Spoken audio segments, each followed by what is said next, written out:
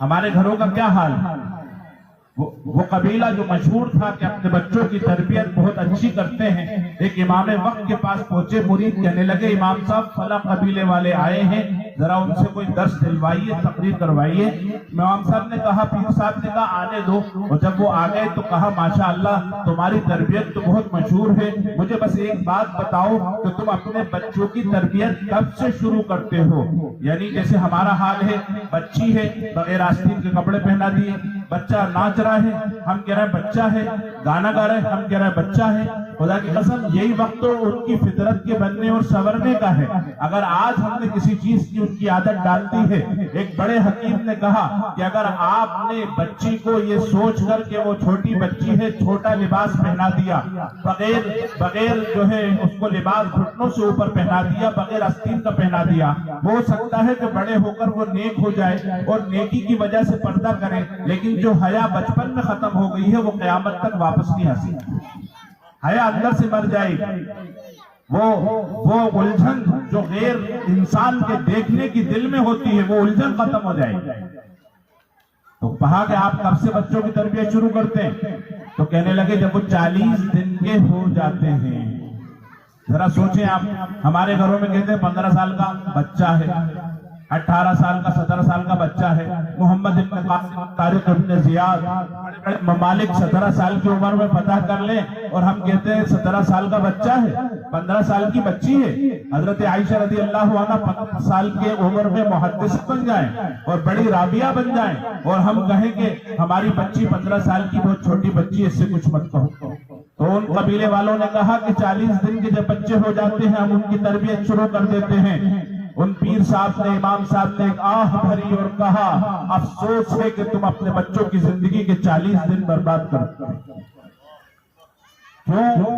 کیونکہ جس دن بچہ پیدا ہوا ہے اس دن سے وہ معاشرے کا اثر لیتا ہے، جو منظر دیکھتا ہے وہ اس کے ذہن میں جمع ہو جاتا ہے، جو آواز سنتا ہے وہ اس کے کان میں سے ہو کر دل میں اتر جاتی ہے، یہ ایک گلک ہے۔ پھر دھیرے سے گلک کا خزانہ سال بھر بعد نکلتا ہے۔ سب سے زیادہ اگر اس نے اللہ سنا تو وہ اللہ بولتا ہے، سب سے زیادہ ابا سنا تو ابا بولتا ہے، سب سے زیادہ اماں سنا تو اماں بولتا ہے، سب سے زیادہ ماں کو دیکھا تو اس سے محبت کرتا ہے، دوسرے نمبر پہ باپ کو دیکھا تو اس سے محبت کرتا ہے۔ لیکن روز اول سے بچہ اثر لینا شروع کرتا ہے۔ اسی لیے ہمارے یہاں یہ رواج ہے، مستحب ہے کہ جب بچہ پیدا ہوتا ہے تو کان میں اذان اور اقامت کہلائی جاتی ہے۔ یہ بے مقصد اور بے فائدہ ہے، اور میں تو یہ کہتا ہوں کہ جب خوشخبری ہو وہاں سے ہی اہتمام ضروری ہے۔ آپ نے سنا ہوگا کہ صاحب 7 سپاروں کے حافظ پیدا ہو گئے، تو یہ کرامت کہتے ہیں لوگ، میں کہتا ہوں کرامت بھی ہے، سائنس بھی ہے۔ اس زمانے میں جو کام کرے گی اس کا اثر بچے پہ پڑے گا۔ پیتی ہے بچے کو کیلشیم، کلیجی کھاتی ہے بچے کو ہیموگلوبن ملتا ہے، جب وہ کھٹا کھاتی ہے بچے کو وٹامن سی ملتا ہے، جب وہ ہڈیاں چباتی ہے تو فاسفورس ملتا ہے۔ اسی طریقے سے ماں جو کام کرتی ہے، جو منظر دیکھتی ہے، جو خیال اس کے دل میں آتا ہے، اس کا اثر اس بچے پہ پڑتا ہے۔ اس زمانے میں جب اس زمانے میں عورتیں جاتی ہیں، ایک مشن چل رہا ہے، ڈاکٹر کہتے ہیں آپ بیڈ ریسٹ کریے۔ اب وہ بیا آ کے جب بیڈ ریسٹ کرتی ہے، کوئی دوسرا کام نہیں ہوتا تو موبائل ہاتھ میں لے کر ریلز دیکھ رہی ہے، اب اس کی میوزک سن رہی ہے۔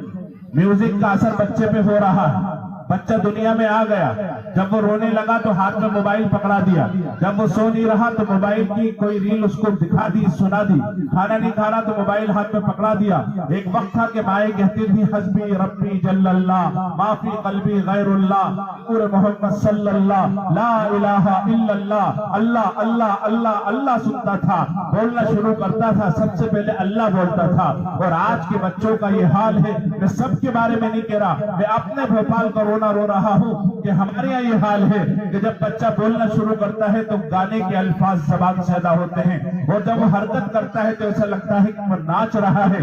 اس لیے بہت ضروری ہے کہ یہ جو موبائل ہے اس کا استعمال ہم ایسے کریں جیسے دھاردار چھری کا ہم استعمال کرتے ہیں، کہ بہت ہی احتیاط سے فائدہ بھی اٹھانا ہے اور اس کے نقصان سے بھی بچنا ہے۔ اپنے بچوں کو ہم جو ہے حکومت کو بہت برا بھلا کہتے ہیں کہ صاحب حکومت نے یوں کر دیا وہ کر دیا، لیکن حکومت کا تو قانون ہے کہ جب تک 18 سال کا نہ ہو اس کے نام پہ سم ایشو نہیں ہوتی، اور ہم میں چند بیوقوف لوگ اپنے ڈاکومنٹس پہ موبائل خرید کے سم خرید کے بچوں کو تھما دیتے ہیں کہ موبائل تو ہمارے بچوں کا ایمان اور اسلام سب ذبح کر ڈالتا ہے۔ چائنا کے اندر ایک کمیٹی بنائی گئی کہ بچوں کو کتنے گھنٹے موبائل استعمال کرنا چاہیے، سنی سنائی بات نہیں کر رہا، بی بی سی کے اوپر میں نے اس رپورٹ کو خود پڑھا کہ انہوں نے وہاں پر یہ پروگرامنگ کرنا شروع کر دی کہ بچے ہفتے میں 6 گھنٹے موبائل دیکھیں گے، 2 گھنٹے جمعے کو ہاف ڈے ہوتا ہے، 2 گھنٹے سنیچر کو چھٹی ہوتی ہے، 2 گھنٹے اتوار کو چھٹی ہوتی ہے، فیس آئی ٹی سے موبائل چلے گا، جیسے ہی 6 گھنٹے ہفتے میں پورے ہوئے، جمعے کے دن 2 گھنٹے پورے ہوئے، سنیچر کو 2 گھنٹے پورے ہوئے، اتوار کو 2 گھنٹے پورے ہوئے، موبائل لاک ہو جائے گا، کسی بھی موبائل کو چلانے کی کوشش کریں گے موبائل نہیں چلے گا۔ جو ٹیکنالوجی کے باپ ہیں ان کا یہ فیصلہ ہے، 6 گھنٹے سے زیادہ بچے نے ہفتے میں موبائل استعمال کرا پوری نسل برباد ہو جائے گی۔ ہمارے بعض گھروں میں بچے روزانہ 6 گھنٹے موبائل استعمال کرتے ہیں، دھیرے دھیرے کر کے دین ایمان لٹتا ہے۔ ایک آخری بات میں کہتا ہوں، نازک بات ہے، غور سے سنیے، اپنی بات میں ختم کر رہا ہوں کہ اللہ کے نبی نے کچھ آخری زمانے کے فتنے بتائے اور ان فتنوں میں جو مبتلا ہوں گے ان کی بھی نشاندہی کی۔ تو 2 چیزیں ہمارے سامنے آئی، ایک فتنہ اور ایک فتنے میں مبتلا ہونے والا۔ میں سوال کرتا ہوں جو فتنے میں مبتلا ہو وہ بد نصیب ہے۔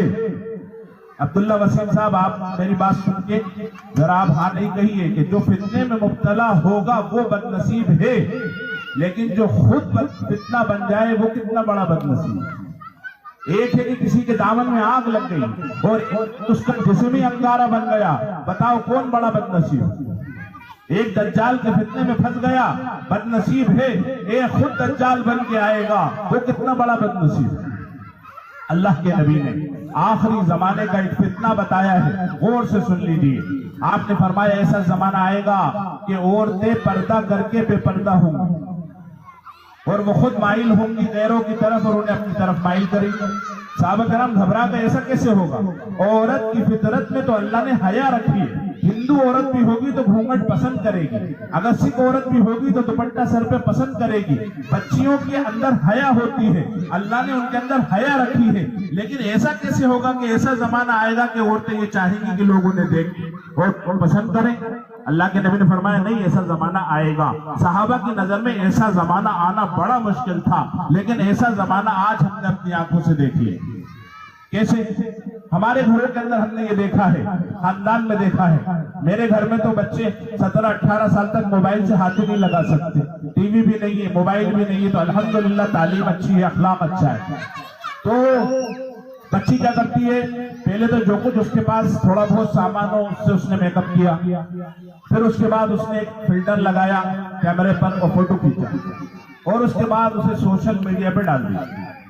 ابا کی نظر پڑی، چلیے محرم ہے، بھائی کی نظر پڑی، چلیے محرم ہے، ماموں نے دیکھا، چلیے محرم ہے، چچا نے دیکھا، محرم ہے، اس کے بعد غیر محرم کا نمبر آیا، خالو نے دیکھ لیا، اور جو ہے پھوپھا نے دیکھ لیا، کزنس نے دیکھ لیا، اور آگے بڑھا تو محلے کے بدماش اور اوباش قسم کے لڑکوں نے دیکھا، جن کے تھانوں میں فوٹو لگے ہیں، جن کے اوپر کئی کیس لگ گئے، کوئی جیل سے ہو کر آیا ہے، اور اس سے آگے بڑھا غیر ایمان والے نے بھی دیکھا، جس کے پاس نہ کوئی ویلیو ہے نہ اخلاق ہے، یہ فوٹو چلا جا رہا ہے معاشرے میں، اور یہ بچی بیچاری سوچ رہی ہے کتنے لائک آئے، کتنے لائک آئے، کتنے لائک آئے۔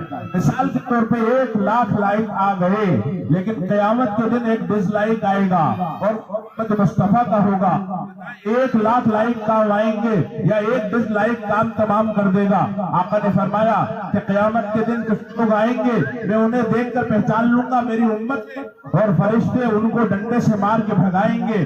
میں جب کہوں گا میری امت ہے آنے دو، وہ کہیں گے کہ اللہ کے نبی آپ کو خبر نہیں ہے کہ آپ کے دنیا سے پردہ کرنے کے بعد انہوں نے آپ کے دین کا کیا حشر کیا تھا؟ اللہ کے نبی فرمائیں گے سحقاً سحقاً، انہیں میری نظروں کے سامنے سے ہٹا دو۔